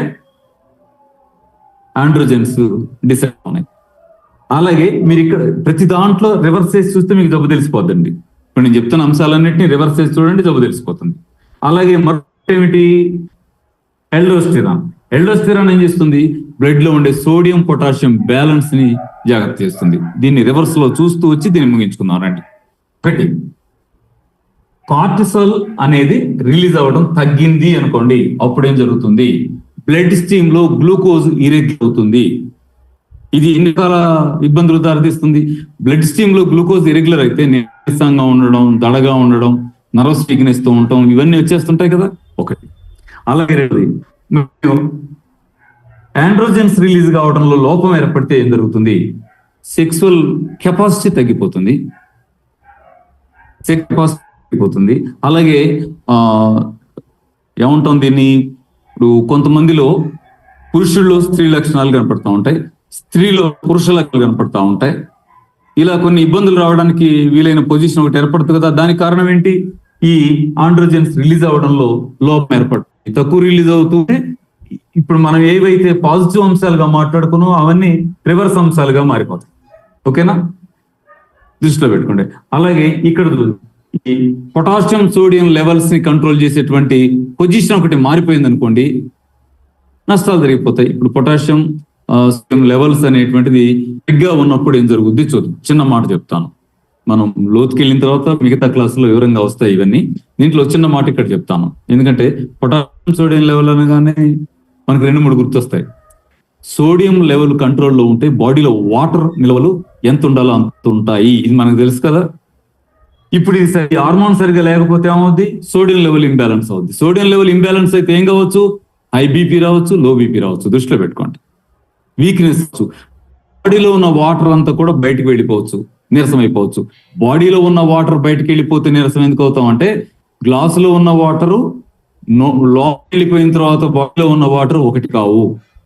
గ్లాసులో ఉన్న వాటర్ ఒట్టి వాటర్, కానీ శరీరంలోకి పోసిన వాటర్ లోపల ఉన్నటువంటి విటమిన్స్, మినరల్స్, ఎంజైమ్స్ అన్నింటినీ కలిగినటువంటి అది బాడీ ఫ్లూయిడ్. బాడీ ఫ్లూయిడ్ లో ఉన్న వాటర్ బయటకు వెళ్ళిపోతే వాటర్ ఉట్టిగా వెళ్తుందా ఏంటి, దాంట్లో కరిగే వాటన్నిటిని తీసుకొని వెళ్ళిపోతుంది కదా. దాంతో ఏమవుతుంది, వీక్నెస్ ఫామ్ అవుతుంది. కాబట్టి సోడియం లోపం జరగకూడదు. పొటాషియం లోపిస్తే ఏమవుతుంది, పొటాషియం ఎక్కడ ఉంటుంది, సెల్ లోపల భాగాల్లోనేమో అంతర్గత ఫ్లూయిడ్స్ లోనేమో పొటాషియం ఉంటుంది, బహిర్గతంగా ఉండే ఫ్లూయిడ్స్ లోనేమో సోడియం ఉంటుంది. ఈ అంతర్గతంగా ఉండే పొటాషియం లోపించింది అనుకోండి, లోపల భాగాల్లో ఉండేటువంటి అనేక అవసరమైన ముఖ్యమైన సూక్ష్మ పదార్థాలన్నీ కూడా పొటాషియం లోపంతో బయటకు వెళ్ళిపోతాయి. ఇది కూడా వీక్నెస్ కి దారితీస్తూ ఉంటుంది. అంటే ఈ హార్మోన్స్, అడ్రినల్ గ్లాండ్ రిలీజ్ చేసేటువంటి హార్మోన్స్ ఇంపార్టెన్సీ లైఫ్ లో చాలా ముఖ్యమైన పాత్ర పోషిస్తాయి. పెట్టుకోండి. ఒకటి, గ్లూకోజ్ లెవెల్ బ్యాలెన్స్ గా ఉండాలంటే ఇది బ్యాలెన్స్ ఉండాలి, లేకపోతే ఇబ్బంది పడిపోతాం. 2, సెక్సువల్ క్యారెక్టరిస్టిక్స్ సరిగా ఉండాలంటే ఇది బ్యాలెన్స్ గా ఉండాలి, లేకపోతే దానివల్ల నెగిటివ్స్ అన్ని మనకు వస్తాయి. 3, పొటాషియం సోడియం లెవెల్స్ బ్యాలెన్స్ గా లేకపోతే ఇబ్బందులన్నీ రావద్దు అంటే ఇది బ్యాలెన్స్ గా ఉండాలి, అప్పుడు మాత్రమే ఆరోగ్యంగా ఉంటాం. ఇవి తెలిపోతాం కదా. ఇవన్నీ బ్యాలెన్స్ గా ఉండాలంటే మనం చేయాలి, ఇది అసలు ప్రశ్న. ఇంకా మరికొన్ని ఉన్నాయి, చాలా ఉన్నాయి, అవి మనం రేపు మాట్లాడుకునే ప్రయత్నం చేద్దాం. ఇక్కడే ఇప్పుడు మనం మాట్లాడుకున్న మేరకైనా ఈ బ్యాలెన్స్ రావాలంటే మనం ఏం చేయాలి, ఇది చాలా ముఖ్యమైన ప్రశ్న. దీంట్లో 2 పనులు చేయాల్సి ఉంటుంది. ఒకటి, హార్మోన్స్ బ్యాలెన్స్ గా ఉండాలంటే హార్మోన్స్ తయారు కావడానికి కావాల్సినటువంటి ముడి పదార్థాలు తగినన్ని మన బాడీకి మనం అందించాలి. ఆహారం ద్వారా అందిస్తున్నామా లేదా, ఇది ప్రశ్న. అంటే హార్మోన్స్ దేంతో తయారవుతాయి, ప్రోటీన్స్ తో తయారవుతాయి. హార్మోన్స్ తయారవడానికి ఉపయోగపడేటువంటి పాజిటివ్ ప్రోటీన్స్ ఏ ఆహార పదార్థాల్లో పుష్కలంగా దొరుకుతాయి? గింజలలో దొరుకుతాయి. గింజలంటే బియ్యం తప్ప మనం ఏం తింటాం, గింజలంటే గోధుమలు తప్ప మనం ఇంకేం తింటలేదు. బియ్యం తింటున్నాం, గోధుమలు కూడా పెద్దగా ఎక్కడ తింటున్నాం, బియ్యమే తింటున్నాం. బియ్యం దానికి తోడు ఏ కూరగాయలు ఆ కూరలో యాడ్ చేసుకుంటున్నాం తప్ప బియ్యం తప్ప ఇంకేం తింటలా. కానీ నిజానికి సరైన హార్మోన్స్ తయారు కావాలంటే ఉపయోగపడే నిజమైన ప్రోటీన్స్ దేంట్లో దొరుకుతాయి? వృక్ష సంబంధమైన ఆహారంలో దొరుకుతాయి, అది కూడా గింజలలో దొరుకుతాయి.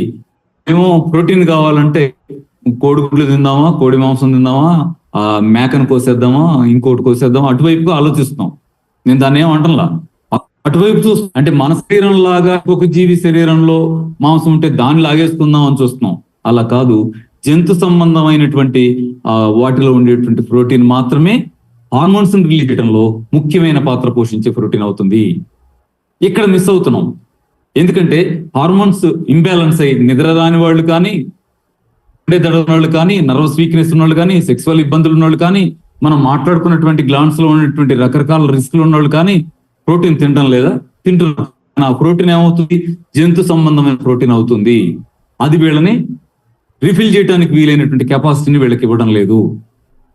ఏం జరగాలంటే వృక్ష సంబంధమైన ఆహారం ప్రోటీన్ దొరకడానికి వీలుగా మీరు ఇది కూడా మరొక ఛాలెంజ్ గా తీసుకొని, ఇవాళ ఛాలెంజ్ గా తీసుకొని పాటించండి. ఏంటి? ఒకటి, పుచ్చగింజల్లో ఉండేటువంటి హార్మోన్స్ నిర్మాణానికి ఉపయోగపడే ప్రోటీన్స్ చాలా విలువైనవి. పుచ్చగింజలు సంపాదించండి. వాటిని రోజు కాసిన పుచ్చగింజలు తినే ప్రయత్నం చేయండి. అలాగే మరొకటి, గుమ్మడి గింజలు సంపాదించుకోండి. గుమ్మడి గింజల్లో ఉండేటువంటి ప్రోటీన్స్ హార్మోన్స్ ని పుష్కలంగా పెంచడంలో, నిర్మాణానికి ఉపయోగపడే మంచి ఆరోగ్యకరమైనటువంటి ప్రోటీన్స్ అయి ఉంటాయి. పుచ్చగింజలు, గుమ్మడి గింజలు, పొద్దుతిరుగుడు గింజలు సంపాదించుకోండి. పొద్దుతిరుగుడు గింజల్లో ఉండేటువంటి కూడా చాలా ఉపయోగపడతాయి. అలాగే మరొకటి, మీకు బాగా అందుబాటులో ఉండేటువంటి ఈ పిస్తా, బాదం, జీడిపప్పు ఇలాంటివి కూడా కాస్త యాడ్ చేసుకోండి. ఇవన్నీ కలిసి గుప్పెడే ఉండాలండి. ఇవన్నీ కలిసి కూడా ఎన్ని ఉండాలి?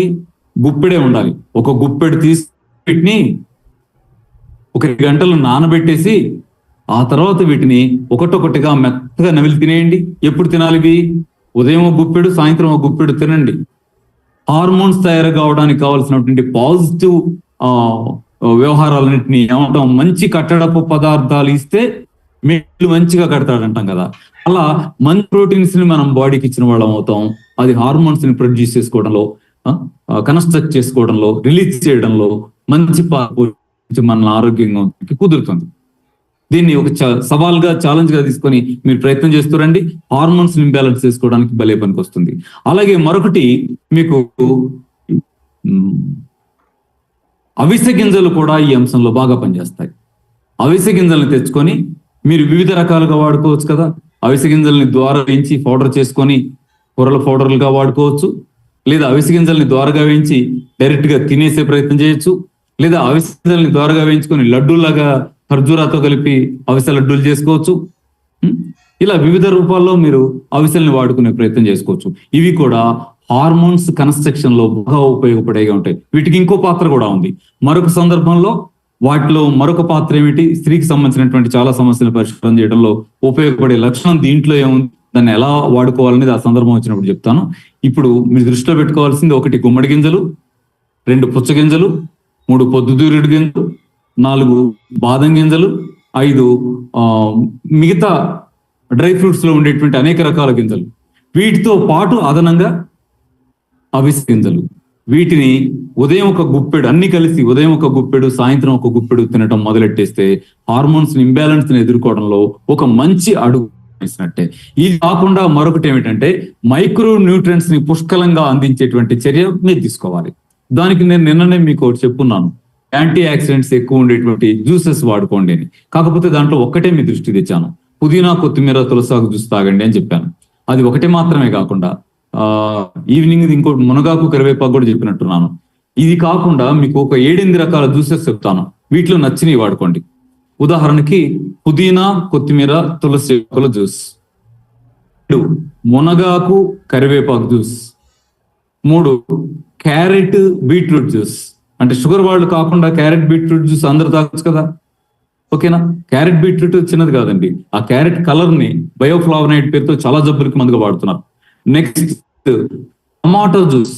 టమాటో జ్యూస్ కూడా ఎంత అద్భుతం పనిచేస్తుందో.